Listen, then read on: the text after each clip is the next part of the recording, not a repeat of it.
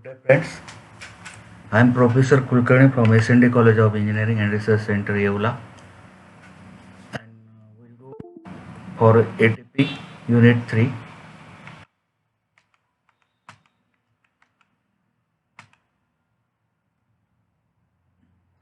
Town planning and various levels of town planning. Town planning. Now, according to the famous author Rangwala, town planning means term used to indicate the arrangement of various components or units of a town in such a way that the town as such attains the significance of a living organism. The town planning is a science as well as an art too.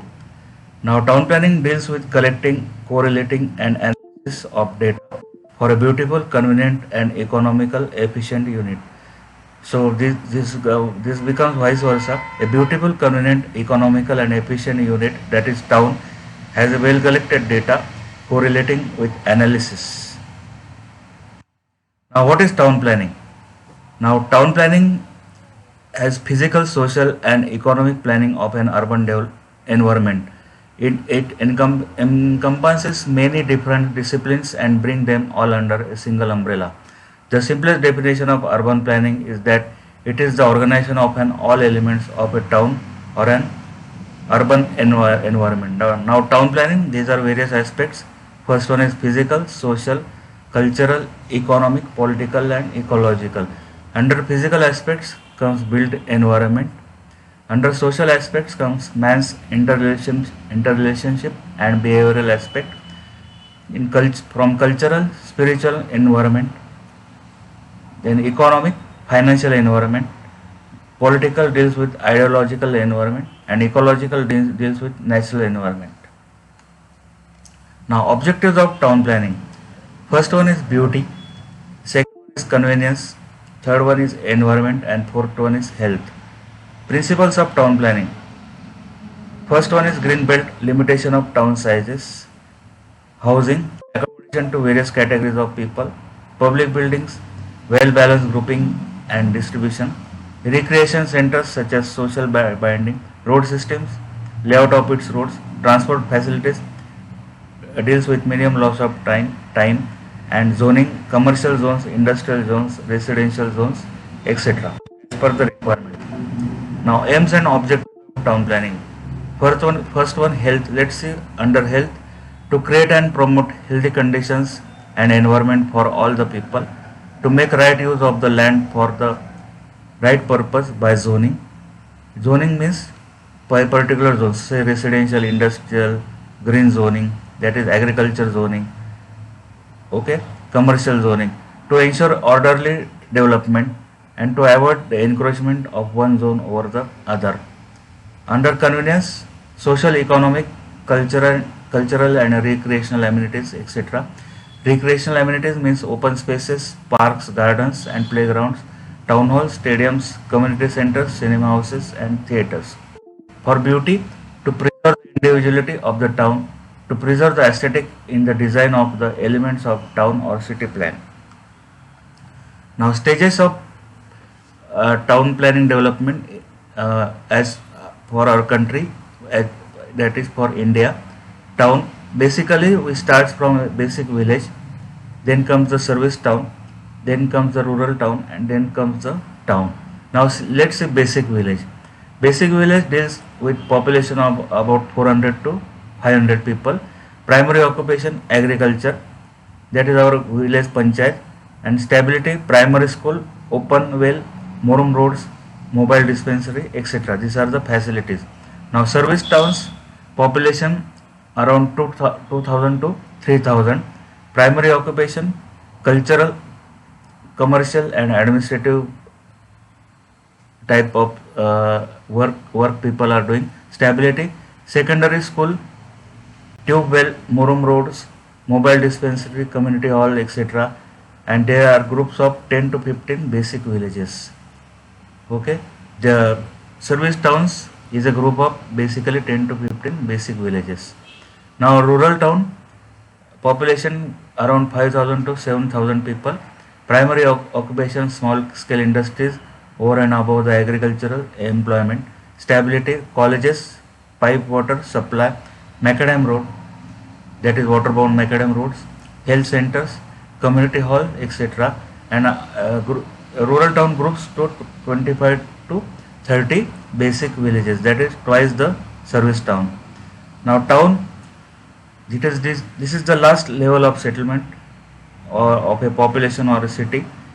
Population ranges from 50,000 to 1 lakh for a great, okay, for great city about 1 lakh and over, for super city more than 3 lakhs, for metropolis 1 crore and above, and megalopolis, that is 5 crore and above. Now levels of planning.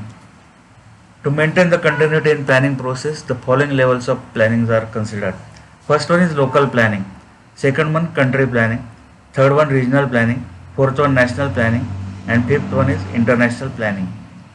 Now local planning.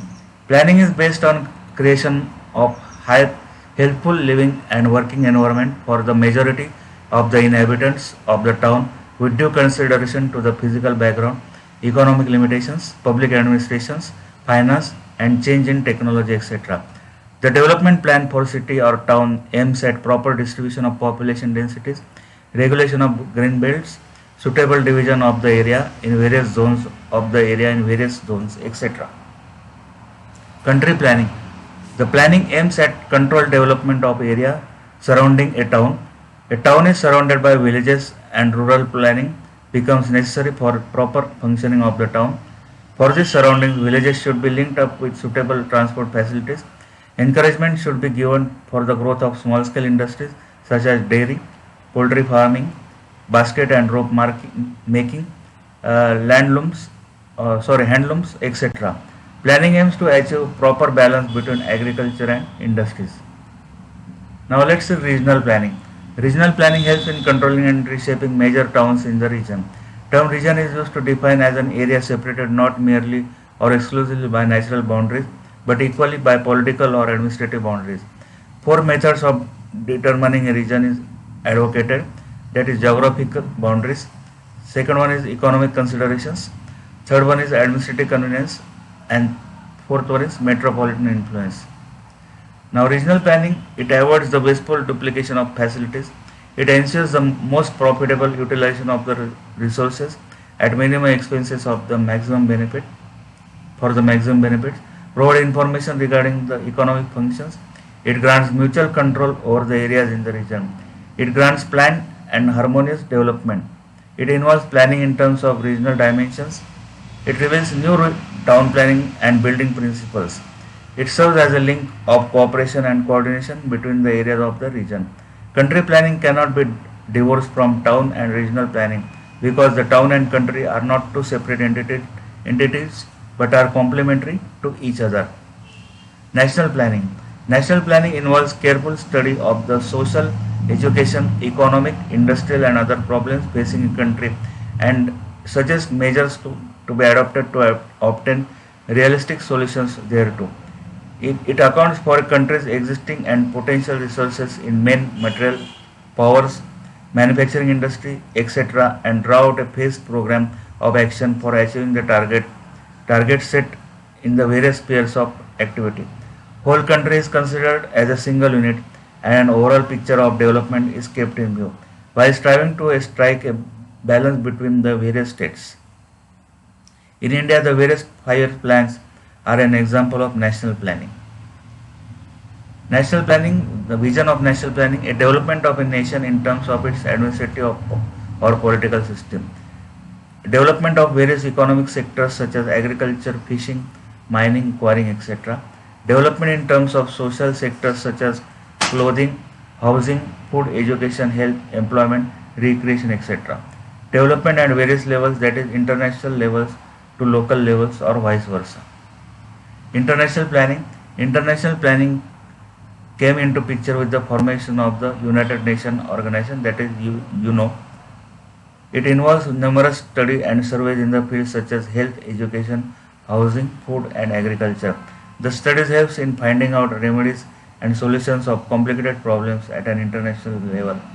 Various international organizations are UNESCO, that is United Nations Education and Social Cultural Organization, WHO, that is World Health Organization, LIC, that is Life Insurance Corporation of India, Group 8 Summit, that is 8G countries, then SARC, South Asian Association for Regional Cooperation, and UNICEF, United Nations International Services and Educational Funds. Thank you.